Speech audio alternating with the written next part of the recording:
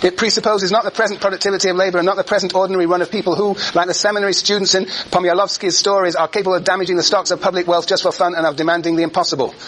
Yeah, okay. It presupposes not the present productivity of labor and not the present ordinary run of people. So some new people. But, alright, and indeed, I mean, the Bolsheviks had a very dim view of Russian workers, as they were pre-revolutionary workers, as somehow really sort of lazy and having not sort of a modern, they usually use the word modern or a contemporary culture of work. And so they want to have a new, so the idea, there was a lot of talk about new people, new men and women for the communist world. And the question is, where are they going to come from? Where are they going to come from? And I suppose, I mean, it's unelaborated here, but the socialist period is going to have to, in any sense, cultivate a whole new type of human being who fitted for this socialism. And I think that Lenin and Trotsky would believe that just by participating in this type of world would create sort of new human beings. Would create new human beings. But anyway, that's right. That's a sort of the, what would Marx and Engels call that? The muck of all ages. That's sort of, we have all sorts of legacies, and not least legacies of so-called human natures, the character of human beings from the past that we have to work with and transform. Yes, Matthew? Can we kind of see that theory gone awry in China's Cultural Revolution? How people were educated not in terms of, communism as in, making everything happy and good, but in terms of, let's kill everybody, or all the intellectuals. So the young generation was brought up thinking that now, whereas the previous generation had a certain devotion to Mao, but didn't necessarily, they weren't as unquestioning of him as the children were. Right. What's that to do with education? Well, we were talking about these new people. Yeah, so that would be the new people. The Red Guards are the new people, you say? Well, I mean, yep. So it's maybe. But clearly what is important, and is in fact new modes of education, new modes of creating beings, whether it be a sort of formed through a cultural revolution, or in Soviet Russia, what is one of the most extraordinary, interesting things about Soviet Russia is the incredible development of their educational system. There was an obsessive concern with education and had an incredibly rich educational system, which sort of disintegrated in the post-Soviet period, but not entirely. And they felt, it was very important to create sort of new people who would actually contribute to this new order. And not for nothing do we discover, for example, that they can actually put a Sputnik up in the sky before the great United States of America with its sort of enormous riches. So yes, education was indeed very important. I saw a hand up here. Yes, Neil. So their solution to getting rid of the muck of all ages is individually arming everyone? Like, how do you get rid of the capitalists? Yeah. It's not clear. It really isn't clear from this text exactly how to get rid of the muck of ages. Well, certainly one muck, of course, is the capitalist class. And we need to repress the capitalist class. But the issue that Annie has brought up is how do we create these new types of individuals who will voluntarily, enthusiastically participate in this new order that will indeed contribute their ability and in return get reward according to labor. But anyway, that's in this period. I want to know more about, this communist period. What does Lenin say about the communist period, Juliana? The excesses will be wither away as well, and he refers to excesses on page 375. Yes, the famous 375. The 375. Yeah, why don't you you can interpret it afterwards, but first why don't you read it for us? 375, I'm going to assume there's this new paragraph there. Yes. Listen to this paragraph. Okay. Lastly, only communism makes the state absolutely unnecessary. No state. The state has truly withered away, so that's another feature of communism. Why the state withered away? Because there are nobody to be repressed. Nobody to be repressed. No classes. Continue. Thank you very much. Oh, it says that. Nobody to be repressed. He's plagiarizing me. Okay. Nobody in the sense of a class, of a systematic struggle against a definite section of the population. We are not utopians. If somebody says they're not utopian, you can be sure that they are. Go on. Yes, we are not utopians. And do not in the least deny the possibility and inevitability of excesses on the part of the individual person, or the need to stop such excesses. Okay, remember, see if you can remember. You remember in the preface to the Contribution to the Critique of Political Economy, which is page 4 in the Tucker Reader of Marx. On that page 4, or was it 5, the end of the paragraph, Marx says that there will be certain conflicts under communism. Remember what conflicts they were? We will eliminate all social or class conflicts, but there will still be conflicts, he says, among individuals. Very good, Christy, beautiful, very good, excellent, BB, yes. Amongst individuals. Marx, he's parroting Marx here. There will be conflicts, or there will be perhaps some excesses. But what are we going to do about the excesses? Continue. Juliana? In the first place, however, no special machine, no special apparatus of suppression. No state. This will be done by the armed people themselves. Oh, the armed people themselves! Oh, yes, As simply and as readily as any crowd of civilized people, even in modern society, interferes to put a stop to a scuffle or to prevent a woman from being assaulted. You want to go on? Sure. And secondly, we know that the fundamental social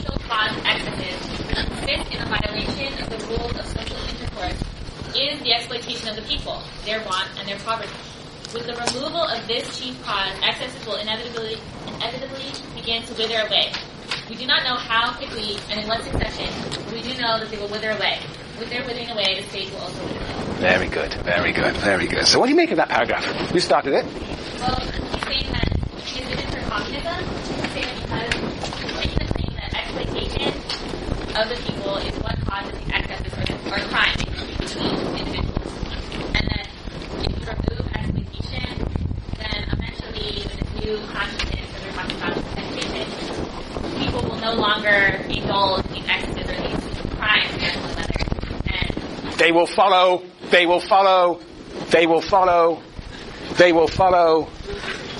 Hands up, they will follow, Jane. There's an adjective before rules.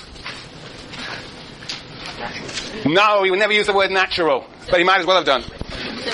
No, not civilized. He might as well. Well, no, you might. Well, civilized. It's interesting. Civilized, natural, but he actually says something very more interesting. He says what are the rules? Elementary. Very good. Doesn't he say that in that paragraph? not in this one. Oh well, he does everywhere else. The elementary rules of social intercourse. So people will follow the exploitation goes. So-called crime. I think it's a good translation of those excesses. What we might call crime will disappear. Crime has its roots in exploitation, and people will follow the elementary rules of social intercourse. The elementary rules of social intercourse. Neil, what on earth are these elementary rules of social intercourse? Isn't assuming the doing to others kind of thing, like naturally being people. His solution is, he makes a comparison of like how people would like break up a fight or something along those lines. Well, I would argue that people don't do that, and not unless they're like a mob. As soon as you read that, I just had an idea of like 50 people with pitchforks. That's right. Mob rule. That's right. So that's his like crime fighting solution. I don't know. I think he seems to think that actually those excesses themselves will wither away, so you will not need for any form of regulation because everybody's going to follow these elementary rules of social intercourse. See if you can find anywhere else where he talks about these elementary rules of social intercourse. Perhaps says a little bit more. Anybody got any place? Anybody got any place where he says a bit more? We got 375, but nowhere else. Where else? Aaron. 379. Yeah. Hot stuff. Yes, 379. Right. What's the third paragraph? Fourth paragraph? 1, 2, 3. Where are you? It's the last paragraph. The last paragraph. Okay. Why don't you read it out for us? Hold on, everybody there. Okay. Fourth paragraph. Basically, the last paragraph on the page. The state. Yes, Aaron. The state will be able to wither away completely when society adopts for each according to ability, to each according to people have become so accustomed to observing the fundamental rules. He's now calling them fundamental. Elementary, fundamental. And when their labor has become so productive, they will voluntarily work according to their ability. The narrow horizon of bourgeois rights, which compels one to calculate with the heartlessness of a Shylock, whether one has not worked half an hour more than somebody else. So what's he talking about here, Aaron? He's saying that people will have to work. Yeah, no. Hold on. He says here, observing the fundamental rules of social, and when their labor has become so productive that they will voluntarily work according to their ability. Now, quote, the narrow horizon of bourgeois right which compels one to calculate with the heartlessness of a Shylock whether one has not worked half an hour more than somebody else, whether one is not getting less pay than somebody else. This narrow horizon will then be crossed. Yes, but what is that? What is he referring to in that last sentence? The narrow horizon of bourgeois right, which compels one to calculate with the heartlessness of a Shylock whether one has not worked half an hour more than somebody else, whether one is not getting less pay than somebody else. This narrow horizon will then be crossed. When we move into communism, that horizon will be crossed. But he's referring to what? He's referring to transition from the right according to labor to the right according to cities. Yes, excellent. Yes, Ian. Like you said, it's socialism. Each according to his labor, so people will be more motivated to work more and they'll be and they will be calculating every 5 minutes. Why did Ian get $5 more than me and he only worked 10 minutes and he should have worked 15 minutes more than me? He's cheating. That's the idea. That bourgeois mentality of competitive individualism will still be there in the socialism. But that barrier is going to be crossed when we go to communism because we're not going to be rewarded according to labor but according to... We're going to be given what we need. That's right, from each according to... So the point is he's referring there, Aaron, to the socialist period. Right? Right, good. Right, well, are we ending? No, still more. whether one is not getting less pay than somebody else. Yes. Narrow horizons will then be caused. Very good. There will then be no need for society distributing products to regulate the quantity received by each. Each will take freedom. Each will take freely according. So this is talk about the movement from socialism to communism. We're going to follow the fundamental rules of social intercourse. Is there anybody got any other page here? Any other page where it talks about elementary rules of social intercourse? We've got 375, 379. Thank you very much, Aaron. Any more? There must be something more. This is not good enough. We haven't a clue what's going on here. Yes. No more? 369. 369, see if there's any more here. Right, in second new paragraph, 2, 4, 5 lines into the new paragraph. In striving for socialism, however, we are convinced that it will develop into communism, and therefore that the need for violence against people in general for the subordination of one man to another and of one section of the population to another will vanish altogether, since the people will become accustomed once again to observing the elementary conditions of social life without violence and without subordination. Yes, and they're actually interested in the following paragraph. In order to emphasize this element of habit, Engels speaks of a new generation reared in new free social conditions. That's for you, Annie, which will be able to discard the entire lumber of the state, of any state, including the demographic. So there is an idea here of the new generation of workers. All right, so that's 369, 379, 375, and I got one more on 374. And this is a real key one. Ah, yes. Conrad, why don't you read this one? Paragraph at the top of the page, beginning only. Well, no, that's